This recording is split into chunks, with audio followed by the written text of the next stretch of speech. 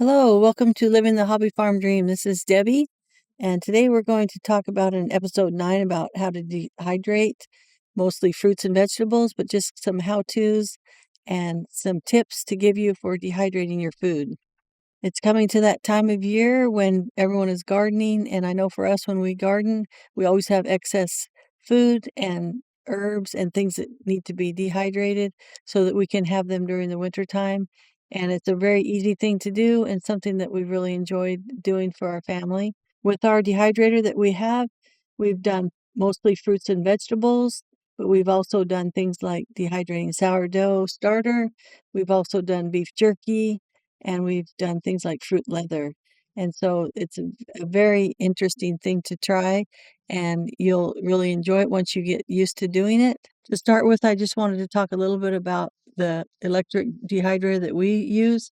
It's a Nesco brand, and there's lots of different brands. You can buy the kind like we have that are electric that you can just put on your counter in your kitchen, or there are bigger ones that are metal that do more food on if you have a big family and you want to do a lot of dehydrating. For us, this smaller one that just sits on our counter in the kitchen has been perfect for our family. Our children are grown, but we still have our children and grandchildren coming by to visit, and we've been able to dehydrate foods from our garden and be able to share them with our family.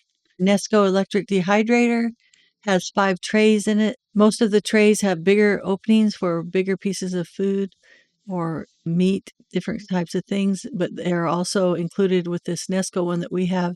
It has other little liners and things that you can put on the top to do things that might go through in the dehydrator. We have some that are more for like small herbs or things like fruit leather. There's a special one that's just for fruit leather so that it's more liquidy so that it doesn't go through the holes. Our dehydrator did come with a booklet, but also on the top lid of the dehydrator, it tells you the general temperatures for fruits and vegetables and for meats.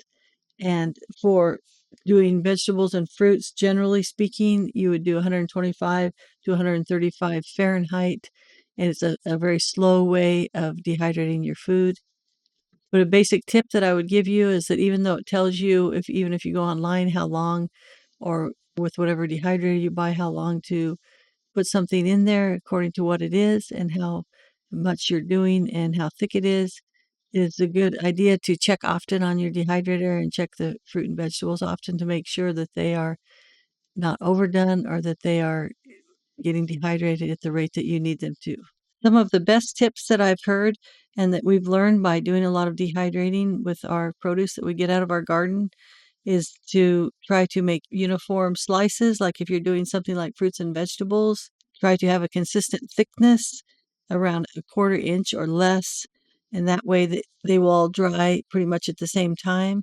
It's really difficult and almost impossible to get them all exactly alike. But the more that you can get them around a quarter inch or a little less, the thinner they are, then they will dry a lot quicker. Also, another tip that we've found with dehydrating is it helps sometimes to move the trays around. Also, I've turned the fruits or vegetables over during the drying process. That's why it's good to check on them so you can turn them over, and that way they get both sides really well for drying.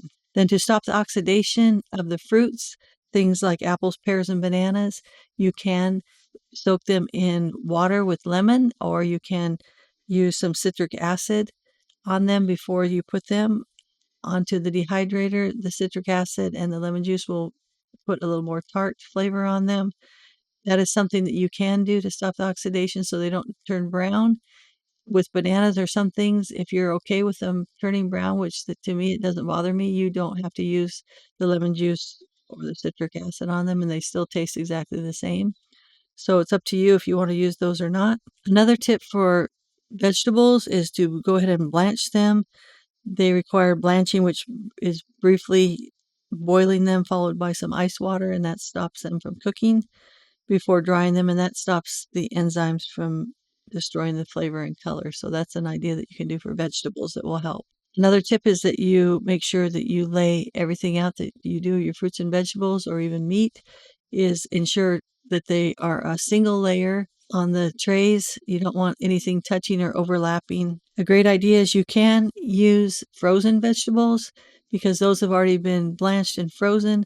All you have to do is put them directly on to the dehydrator trays, and those will work great for dehydrating if you'd like to try those. And of course, the reason that you don't overlap is just to make sure that there's airflow, because that's how things dehydrate, is if they have some airflow, that will help them to dry more quickly and also evenly. Now, if your dehydrator for some reason doesn't come with a tray for making things like fruit leather or things that are a little more liquidy or soft, you can use parchment paper inside of your dehydrator, and that helps you to be able to get it out easily, and especially things like fruit leather. One tip for storage is that we use mason jars a lot because they're easy to put your dehydrated food in. We can store those inside of our pantry where it's a cool, dark place.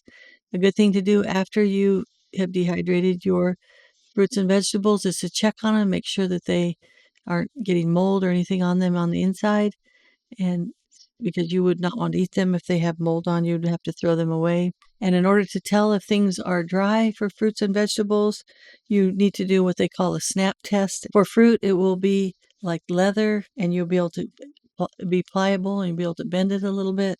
For vegetables, they generally will be more brittle and break easily. So that's called a snap test. And that's something you'll do after you pull them out of the dehydrator and they cool down a little before you try the snap method. And the reason for that is that they firm up as they cool, and so that you want to wait until they're cool. If you don't have a store-bought one or you can't afford a store-bought one, I know my grandmother growing up, she used to just use some screen and a few pieces of wood, and she made her own dehydrator. And where we live, it's really, really hot. And so in the summertime, she would put things like grapes on a table outside, and she would cover it with screen and make it so that the flies or bugs couldn't get on it. So that's just a quick idea. Also, you can use your oven for dehydrating on low temperatures. You would have to look at recipes online that tell you how to do that. It's a slow process and you have to do it with low temperatures.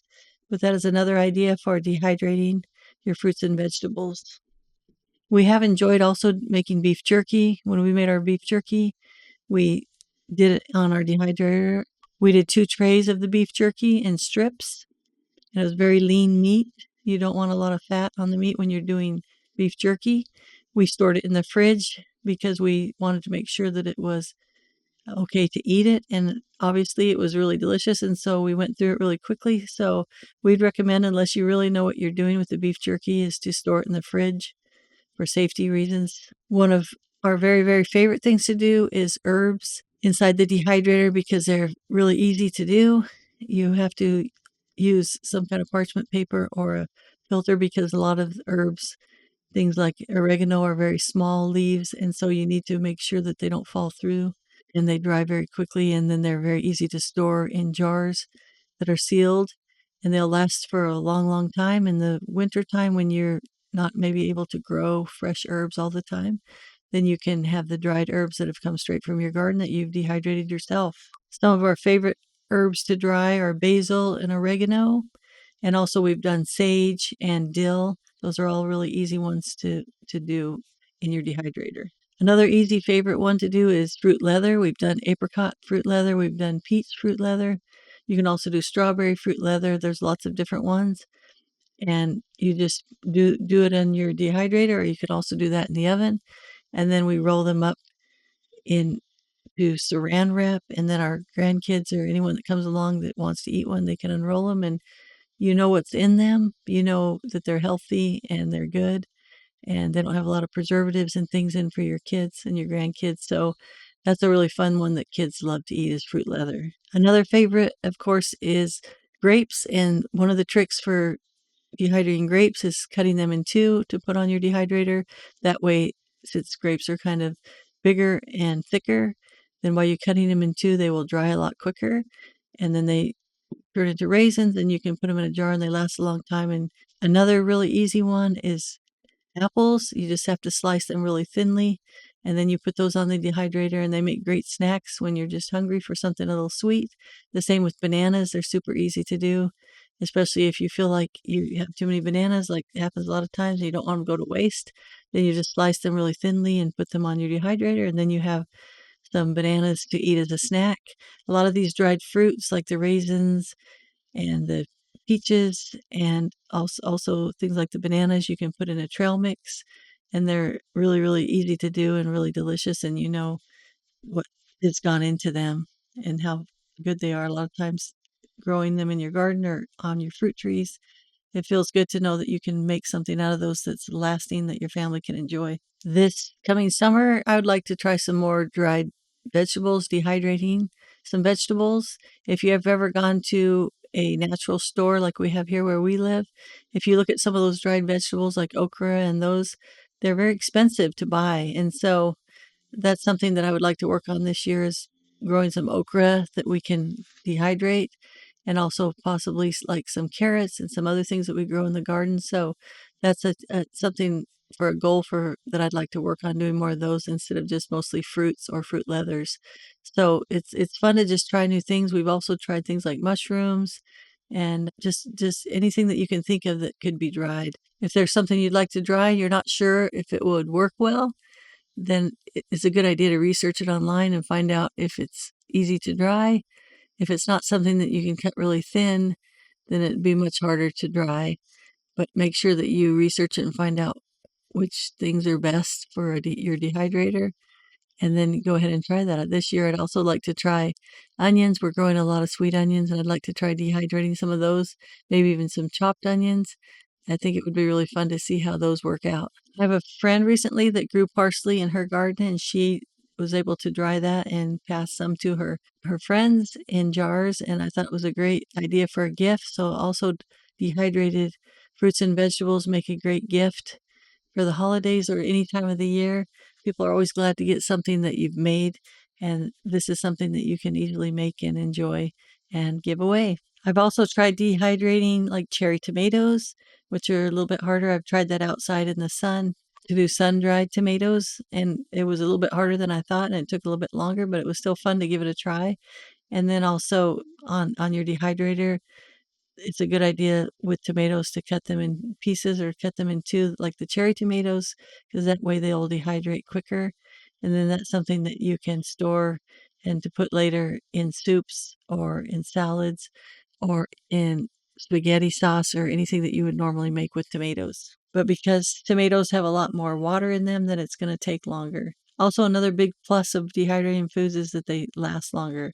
Fresh foods don't last very long. Those are the optimal best way to eat food, but if there's things that aren't lasting and they're going too ripe on the vine, then the great thing you can do is you can dehydrate them, and then you can still use them and not feel like that you wasted your money because things are getting ripe too fast. So dehydrating is always a method you can do to help preserve foods. So whatever type of dehydrating you try to do or you want to experiment with, whether it's buying an electric dehydrator like we have, or whether it's a metal one that does a lot more food than the one that we have, if you do it your own self with a screen outdoors, or if you decide to do it in the oven, any way that you do it, it'll be a learning experience and you'll enjoy having dehydrated food for your family to enjoy. And we really appreciate you listening to our podcast.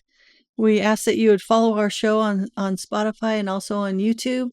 And it really helps if you'll do that. We really, really appreciate your support.